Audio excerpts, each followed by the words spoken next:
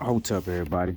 Uh, Look, you gotta make sure you get rid of the slave mentality. What I mean by that, the slave mentality, and getting rid of it. This is the narrative of the life of Frederick Douglass, an American slave. If you haven't read the autobiography of Frederick Douglass, I advise you go read it. It's a great read, but there's something specific that I want to point out. Something that he says. Y'all look at this.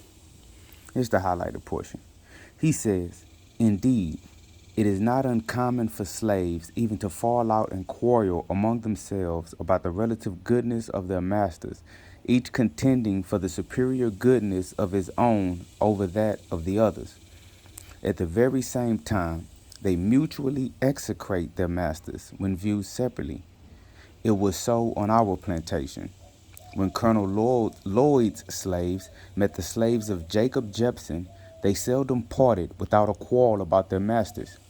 Colonel Lloyd's slaves contending that he was the richest, and Mr. Jepson's slaves that he was the smartest and most of a man.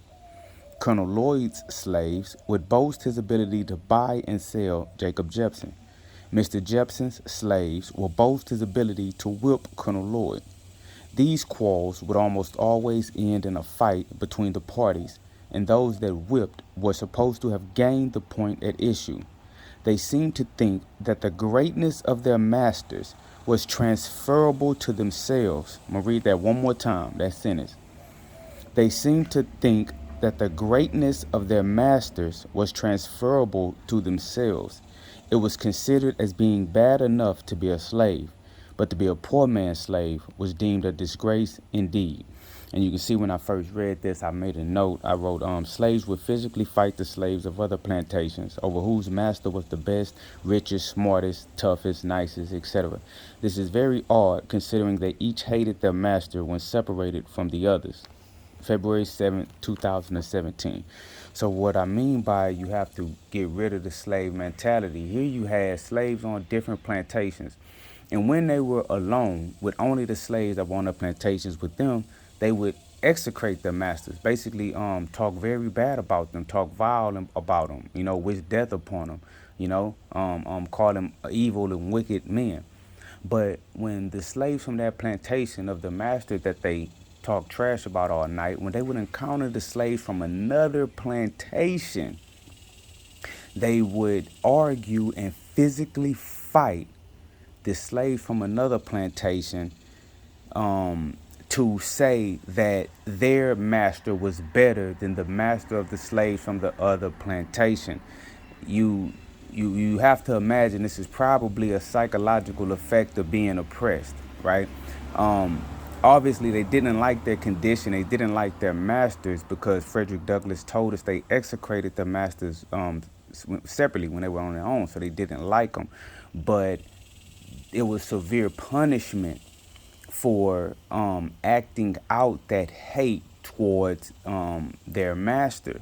So what they did, they internalized that anger, internalized that hate, and they took that anger out on someone that they felt they could take it out on without experiencing the repercussions. You get what I'm saying? If they try to fight the master, then they can be killed, right? Or sold to another plantation or beat or anything horrible, tied up, chained up, anything horrible, right? Sick dogs on them, anything horrible. But if they were to fight slaves from another plantation, the punishment would not be so severe. So what I'm saying about getting rid of slave mentality, sometimes we internalize anger because of the situation that we are in, and we feel that the people that we are angry at or the person that we are angry at, if we try to address our anger with the source of our anger, the punishment will be severe. So we internalize it and we lash out on those who are unfortunately in the same condition that we are in.